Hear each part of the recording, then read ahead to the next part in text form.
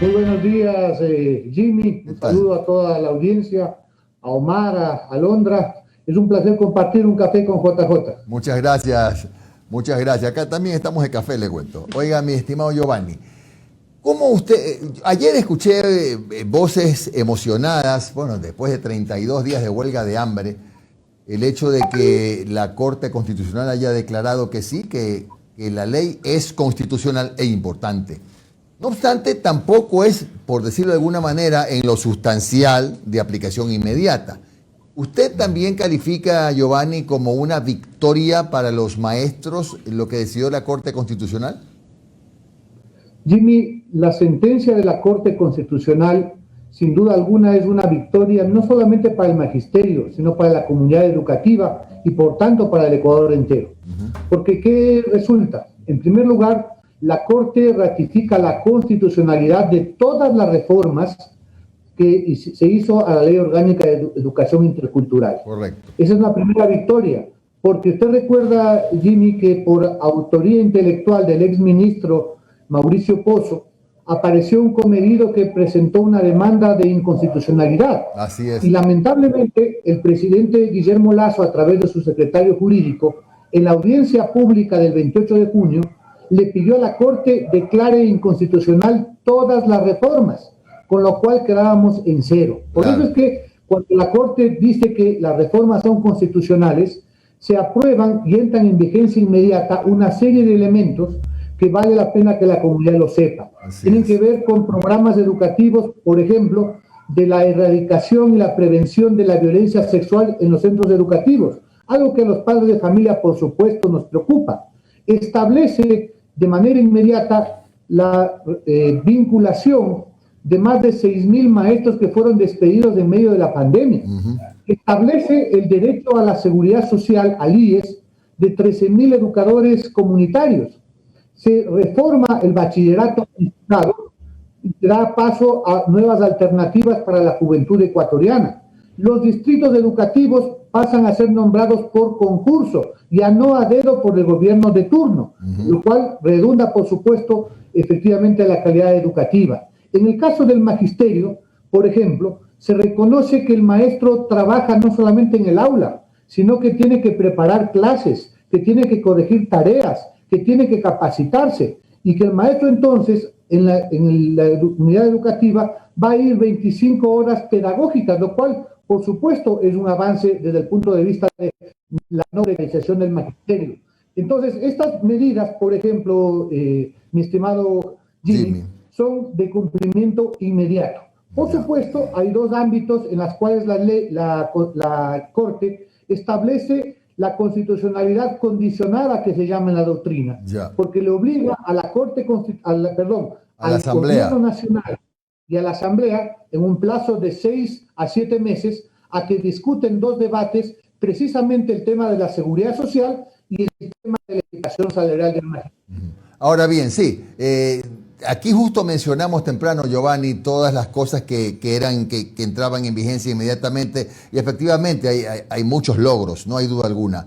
Pero no sé si a lo mejor los dos más importantes o de los más importantes son los que se postergan 6, 7 meses después.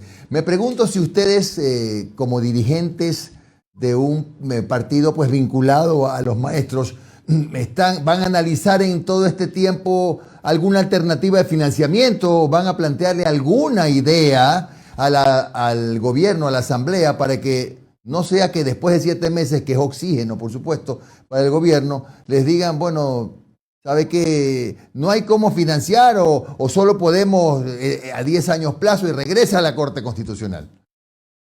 Jimmy, Unidad Popular ha estado junto a los maestros de la comunidad educativa desde el principio.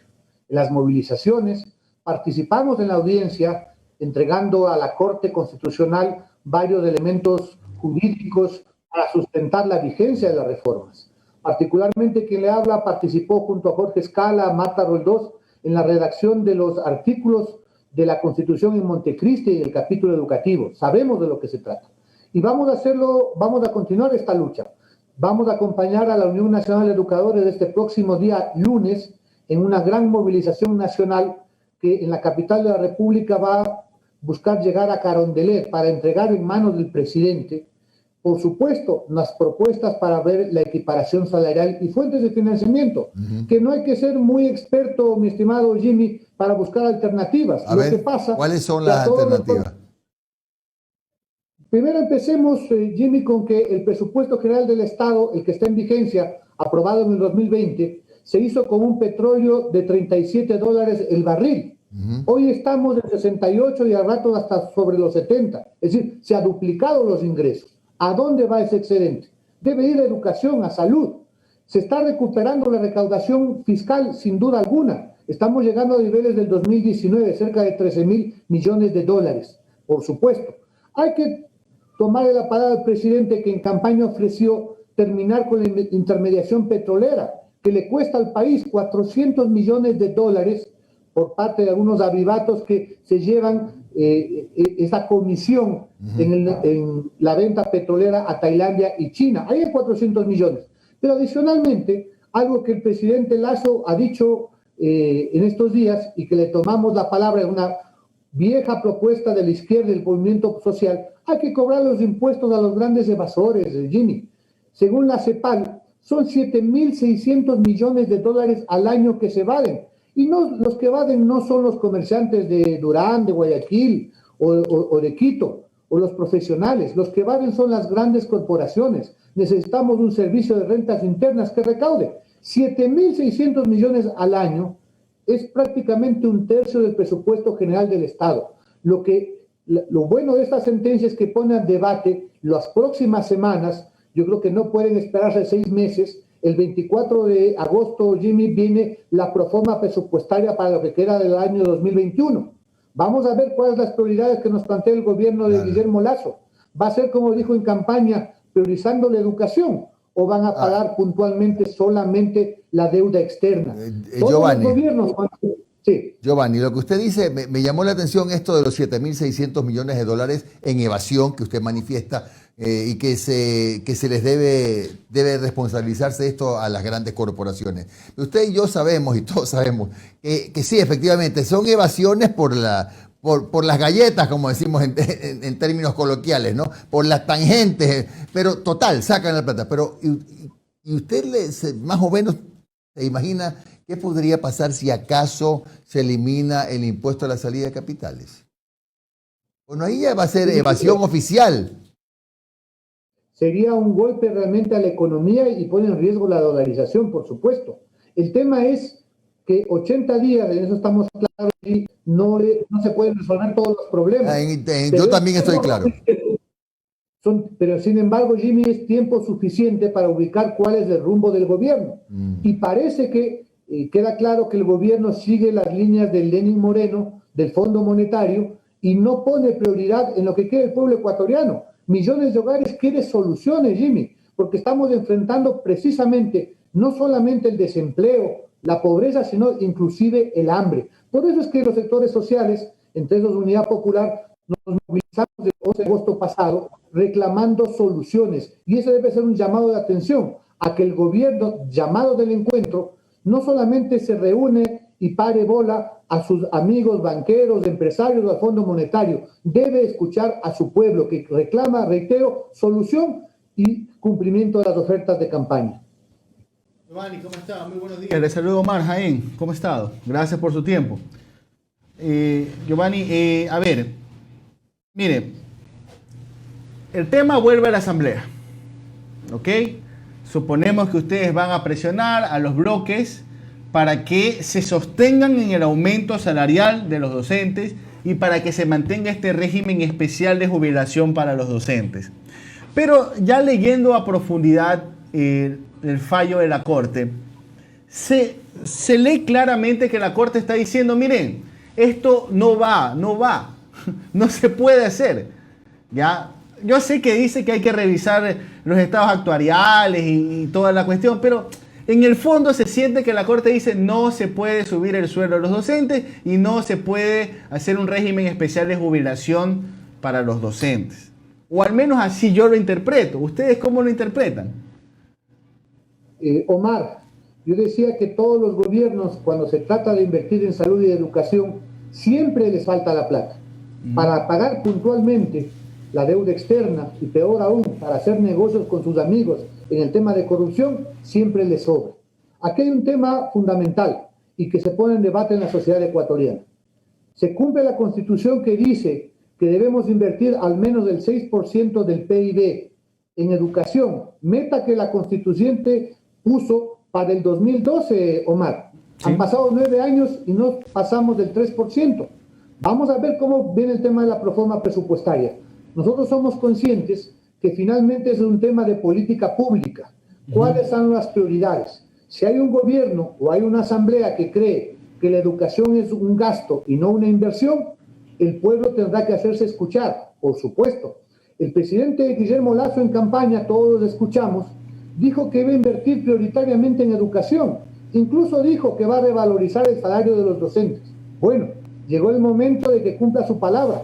Ya no puede escudarse en el pronunciamiento de la Corte Constitucional, porque si uno lee la sentencia, efectivamente, más allá que pone elementos fiscales, entre comillas, la propia Corte no deja de reconocer el derecho que tienen los maestros de un salario justo, no solamente por su condición de seres humanos, sino como un factor fundamental, dice la Corte Constitucional, para la calidad educativa. Porque si tenemos maestros con buenos salarios, capacitados, solventes, efectivamente estamos hablando de calidad educativa para nuestros hijos y para el futuro del país. Señora Tarihuana, y a ver, y ustedes quizás han conversado con los docentes y hay la posibilidad quizás de ceder en uno de esos dos puntos, por ejemplo, en el tema de la jubilación y enfocarse en el tema de los salarios, o van a ir a defender los dos puntos como sea. A ver, por supuesto que la Unión Nacional de Educadores está abierta al diálogo con el gobierno, con la asamblea, y buscar formas que permitan que los derechos se apliquen de forma progresiva. Hay temas a discutir, seguramente categorías, plazos de ejecución, fuentes de financiamiento, pero lo importante es que ese espacio se abre porque ha habido una lucha, porque lo que quería el gobierno, porque así lo pidió el secretario jurídico de la presidencia en la audiencia, quería terminar con cualquier posibilidad de elevación salarial. Hoy se abre un espacio donde va a haber, por supuesto, debate, diálogo. Por eso es que vamos el día lunes junto al magisterio a dejar propuestas para abrir efectivamente ese diálogo. Me recuerda, señora Tarihuana, ¿en cuántos está en estos momentos el básico de un profesor? El básico de un profesor está alrededor de $800, pero un tercio del magisterio está precarizado, está con contrato sin nombramiento y gana $600. Todos el servicio público ingresa con valores superiores. Ahora, última interrogante antes del repaso de Londra. En esta normativa que se declara constitucional, corríjame si estoy equivocado, se contempla también el reintegro de los docentes que fueron separados en pandemia, ¿no? Por supuesto, son cerca de 10.000 que de manera arbitraria el gobierno de Lenín Moreno efectivamente hizo y lo desvinculó en medio de la pandemia. Es un factor fundamental porque ahora estamos a vísperas, ojalá, el tema de vacunación lo más pronto, en el caso de la sierra, regresar al tema de la educación presencial. Hay que reabrir escuelas en el campo y necesitamos maestros que además, ojalá de forma adecuada, sin palanqueos, sin, digamos, preferencias políticas, se establezca un concurso para que tengan nombramiento definitivo y tengan todos los derechos. Por supuesto, cuando hablamos de reintegro de maestros y maestras, estamos hablando del futuro de este país. ¿Cómo está, señor? ¿Cómo le va, señor Giovanni? Nunca sé cómo decir señor a Tarihuana, don Giovanni. Pero, ¿cómo está? Una preguntita nada más. Ya le preguntaba a Jimmy sobre el tiempo que ahora tiene que decidir la asamblea. Bueno, ya ustedes tienen un plan de contingencia, ya se levantó la huelga. Primero preguntarle también si sabe el estado de los profesores que estaban pasando por la huelga de hambre, si están bien, si ya están recuperados. Alondra, nosotros que aprovechamos esta oportunidad para rendir un homenaje a esas mujeres, a esos hombres valientes. Son más de 92 a escala nacional en 14 ciudades que estuvieron algunos 32 días en huelga de hambre. Una medida muy alta, pero que demuestra valentía y convicción. A esos maestros también hubo padres de familia y estudiantes, nuestro reconocimiento. Varios militantes de la Unidad Popular han sido parte de esa lucha, de esa huelga de hambre. Varios compañeros y compañeras han tenido quebrantos en la salud. Hay cerca de una veintena que tuvieron que ir a casas de salud. El resto está recuperándose, tienen que tener una vigilancia médica los próximos 15 días, hidratarse, recuperarse, pero en todo caso su sacrificio por una causa que no ha sido solo de los maestros, por supuesto debe ser reconocida. Nosotros decimos, la UNE ha vuelto a dar una cátedra, una lección de vida. Cuando hay unidad, cuando hay organización, cuando la lucha es el camino, se pueden reivindicar los derechos, más allá del poder político y económico. Claro, Giovanni, le preguntaba porque también vi que hubo ciertos enfrentamientos con la policía y han sido 32 días bastante difícil. ¿Por qué le hago esta pregunta? Porque después de que existan los estudios actuariales y después que la Asamblea haga lo suyo, esto tiene que volver a la Corte Constitucional y ahí tienen que declarar si es constitucional o no. ¿Qué pasa si les dicen que no es constitucional, que estas disposiciones no están de acuerdo con la Constitución? ¿Volverían ustedes a hacer una huelga? ¿Qué medidas volverían a tomar o simplemente dicen, bueno, lo que dice la Corte es lo que es? Entendería, Alondra, que los pasos siguientes tienen que ver con el trámite de la ley. Tiene que haber un cálculo del Ejecutivo o del IES, tiene que la Asamblea verificar el tema en 2 debates y luego ir al trámite del Ejecutivo para poner el ejecutes. Me parece que el control constitucional ya no le corresponde tanto a la Corte. Pero en cualquier caso, es evidente que la lucha por la educación pública, por los derechos, siempre va a tener la simpatía de la población. El 11 de agosto no fue la excepción. Junto al reclamo de los agricultores por precios justos, junto al reclamo general de la población, de los trabajadores contra la elevación de los precios de los combustibles, también se peleaba, se reclamaba la solución a este conflicto. Porque el tema educativo nos involucra a todos. En general, vamos viendo que para que se recuperen los derechos, para que se atienda al pueblo, hay que levantar la voz.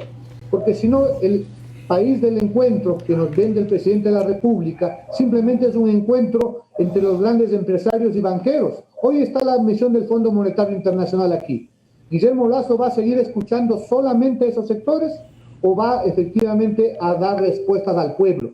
Si no hay respuestas, el pueblo sabrá hacerse escuchar como corresponde, con lucha, con organización. Gracias a Giovanni Atarihuana, director nacional del Movimiento Unidad Popular. Giovanni, un abrazo, muy amable. Un abrazo, Jimmy, y pronto estaremos por Guayaquil, ojalá. Saludos Un buen café, cordiales. gracias.